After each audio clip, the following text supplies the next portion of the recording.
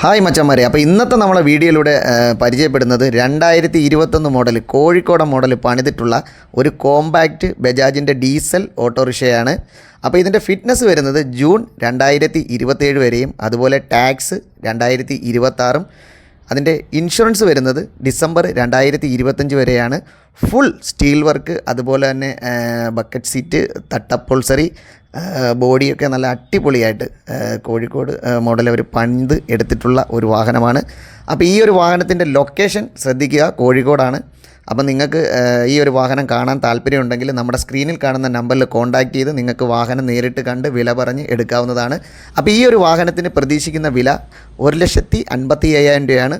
Single owner വാഹനമാണ്. വെറും 30,000 kilometre മാത്രമേ ഈ ഒരു വാഹനം ഉപയോഗിച്ചിട്ടുള്ളൂ.